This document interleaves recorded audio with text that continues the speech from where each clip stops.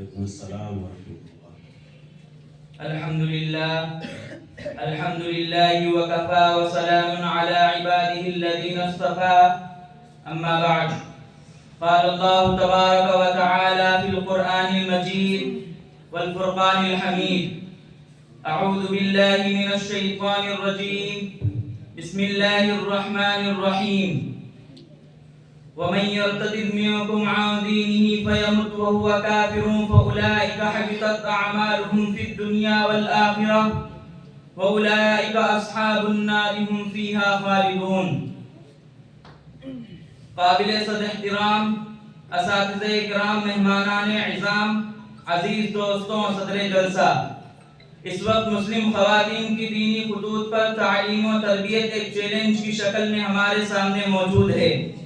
پہلے عورتیں گھروں سے حجاب میں نکلتی تھیں، آہستہ آہستہ حجاب گیا، صرف دوپٹہ رہا، پھر آہستہ آہستہ سر سے اتر کر گلے میں آ گیا، پھر دوپٹہ گلے سے اتر کر الماری کی زینت بن گیا۔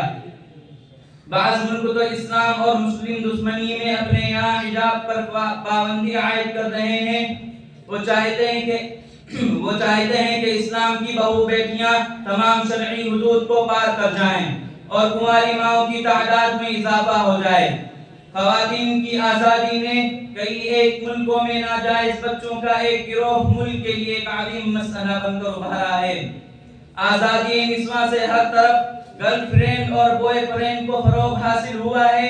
اگر کوئی پسند آ جائے تو شادی کر لینا چاہیے، مگر شادی سے پہلے اپنے جسم تک رسائی نہ دیں۔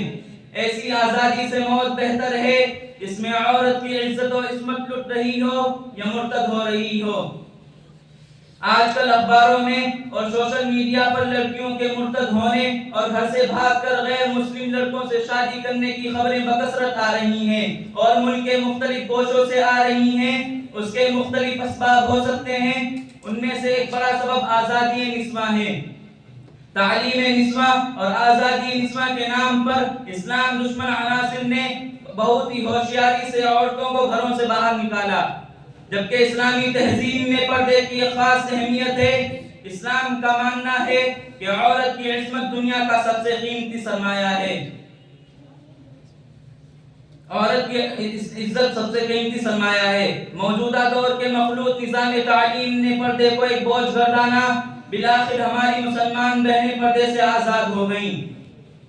اسلام دشمن عناصر بڑی چالاکی سے ان کے ذہنوں میں اسلام مخالف عقائد چپکا دیتے ہیں۔ ذرائع ابلاغ کے ذریعے مخلوط محفلوں کی خبریں، کہانیاں، الیکٹرانک میڈیا سے پیش کیے جانے والے پروگراموں، جنسی آزادی، خواتین میں آزاد خیال فتنہ ارتداد کا سبب بن رہی ہیں۔ مسلمانوں پر لازم ہے کہ اس پرفتن دور میں عورتوں کی تعلیم کے لیے وہی طریقے اختیار کریں جو عہد نبوی میں اپنائے گئے تھے۔ بحیثیت مسلمان لڑکیوں کے عفت کے وقار اور عظمت سے واقف کرانا ہوگا تاکہ مذہب انہیں قید نہ لگے، بلکہ وہ اپنے مذہب اسلام سے محبت اور فخر کرنے والیاں بنیں۔ اسلام نے عورت کو قید نہیں کیا، بلکہ عورت کو حوث پرستوں کی نگاہوں سے محفوظ کیا ہے۔ بچیوں کے والدین یاد رکھیں کہ ان کی بہتر تعلیم و تربیت پر یوں ہی جنت کی بشارت نہیں دی گئی۔ بیٹیاں ایک ہوں یا 10 ہوں، انہیں محبت دیجیے، بیجا سختی اور تشدد کے ذریعے انہیں ارتداد کی طرف مت دھکیلیے۔ بیٹی کا راہ سے بھٹکنا اس بات کی ضمانت ہے کہ باپ نے اس کی تربیت اس طریقے پر نہیں کی جیسے اسلام چاہتا ہے، اور یہی چیز باپ کی پکڑ کا ذریعہ بنے گی۔ انسان کو اپنے جان و مال سے زیادہ اپنی آبرو عزیز ہوتی ہے۔ عفت و عصمت انسان کا سب سے قیمتی جوہر ہے۔ سورہ نور میں خصوصیت سے زندگی کے ان مسائل پر روشنی ڈالی گئی ہے جن کا تعلق انسان کی عزت و آبرو کی حفاظت سے ہے۔ اسلام نے معاشرے کے ہر فرد کی حفاظت کو محفوظ قرار دیا ہے، اس لیے نہ مسلمان عورت کی عزت و آبرو کو پامال کیا جا سکتا ہے، نہ غیر مسلم خواتین کو داغدار کرنے کی گنجائش ہے۔ اس وقت مسلم خواتین کی دینی خطوط پر تعلیم و تربیت ایک چیلنج کی شکل میں ہمارے سامنے موجود ہے۔ مذہب سے آزاد اور بیزار دنیا انسان کو کہاں لے جائے گی اس کا اندازہ نہیں لگایا جا سکتا۔ مغرب کے مرد و زن کو جو آزادی حاصل ہے اس کے نتیجے میں خاندان خلفشار جنسی آسودگی کی بھوک مٹانے اور اپنی ہوس کی آگ بجھانے کے لیے ہر وقت تیار ہے۔